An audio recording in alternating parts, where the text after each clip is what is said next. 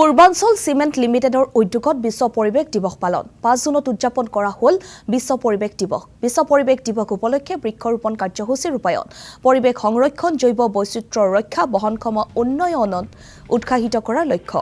কোম্পানীটোৱে বৃক্ষৰোপণৰ বাবে তিনিটাকৈ গুৰুত্বপূৰ্ণ স্থান নিৰ্ধাৰণ কৰিছিল। সেই অনুসৰি 5 জুনত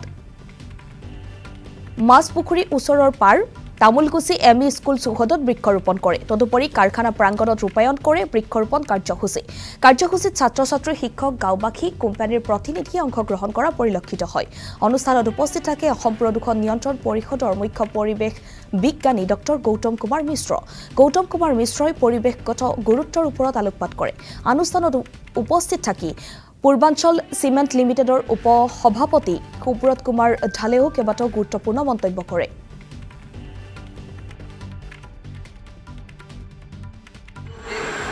সেইটো নহয়, প্ৰকৃতিৰ পৰাই আমি শিকিব লাগে যে প্ৰকৃতিয়ে আমাক আগৰ পৰা কৰি আছে, কেনেকৈ তুমি নদী বয়, কেনেকৈ তুমি বৰষুণ আহে, আমি প্ৰকৃতিৰ পৰা আমি শিকিব লগা হৈ আছে।